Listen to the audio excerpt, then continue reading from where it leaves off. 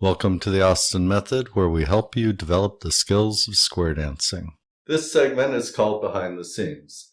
This is where we share things with you other than the skills we're already sharing in the Austin Method.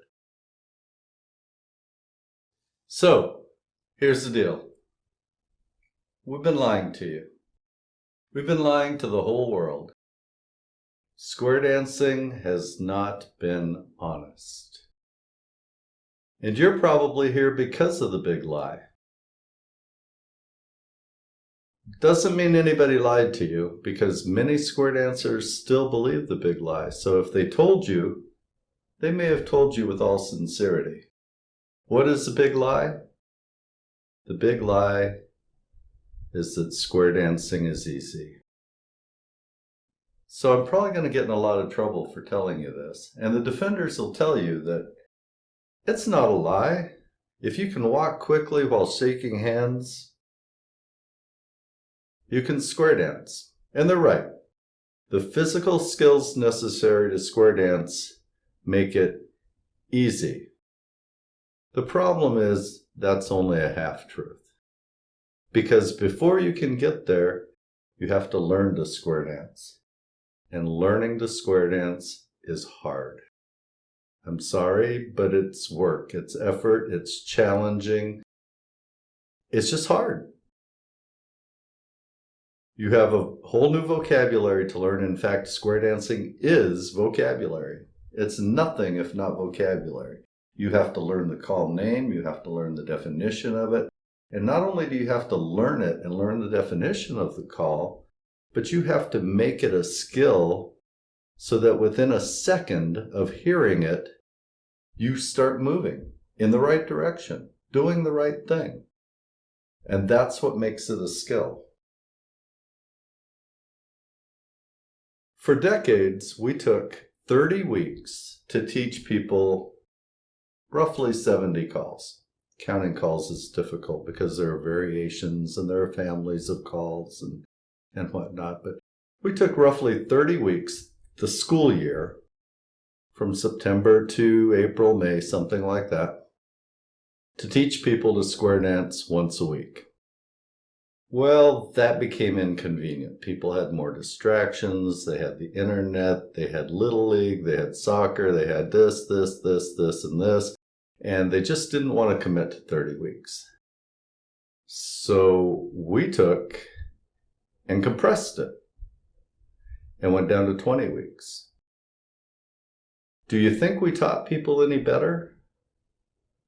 No, we just taught them faster. And we taught them a little bit less. And we taught them less thoroughly. And we do this in group lessons. And it's progressive.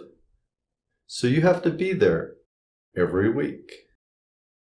Otherwise, you get behind. So if you take a vacation, break a leg snow skiing in December, anything takes you out, you're out till the next year. We offered square dance lessons once a year, September, every year. Recently, we've changed the program, and we no longer do 70 calls. We are now teaching roughly 50 calls. But we've reduced the time again. Now we're down to 12 weeks. So we still have the same problems. The problem is we reduced the amount of time, but we didn't give people any more materials. We didn't give them stuff to do homework. You can't do it DIY. We didn't break it down in such a way where you could do it as a couple in your living room and then move on to dancing with another couple. You have to come to these group lessons and you have to work in groups of 8. But let's talk about whether it's easy or hard or not. If you need more proof, let me tell you something about myself. I don't do easy. I'm a hang glider pilot. I've done vertical caving, rock climbing, mountain biking, and I created the program that you're watching now, which is the Austin Method. Not a small undertaking. I don't do easy. I like challenging. I like doing things other people can't. And square dancing is something a lot of people can't do. It takes a lot of effort, takes time, and it's a challenge. And you know what the worst part of the lie is?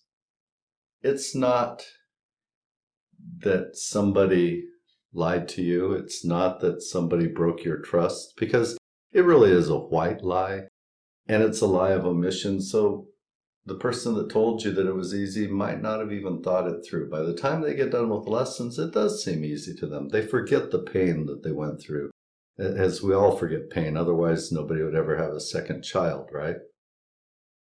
The worst part of the lie is that we've been recruiting the wrong people. We've been recruiting people who believe us when we say it's easy. We've been pushing people away that say, I don't want something easy to do. I want something that's challenging. I want something that I learn from, something that teaches me, something that I feel like I'm smarter at the end of the day. I want something like that. I want something I have to work at. I want something that other people can't do. Square dancing is that thing. And it sets the wrong expectations. So if you come into square dancing and somebody's told you it's easy and you think it's easy, you want it to stay easy, because that's why you came here. Square dancing doesn't stay easy. It has many levels, it has many nooks and crannies, it has many variations, and you can continue learning for the rest of your life in square dancing. It goes through what we're calling social square dancing, to plus, to A1, A2, challenge 1, 2, 3, and 4. And by the time you get there, you've got thousands of calls, dozens of concepts, dozens of formations. Now, mind you, most people don't go to challenge, because that's really for people who are super into problem solving and puzzles. Most people stop at plus or advanced, even SSD. So it's no coincidence that this particular behind the scenes talking about the big lie and that square dancing is hard is linked to the call, You Turn Back. It's kind of a joke, but put it here because it gives you a chance to do exactly that. You turn back.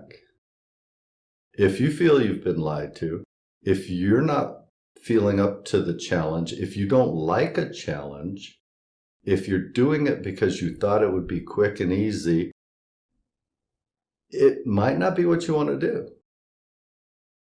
On the other hand, if you like doing things other people can't do, if you like dancing, but you don't like the other forms of dancing, particularly guys. Guys are under a lot of pressure with most forms of dancing. They have to come up with choreography on the fly. They have to lead.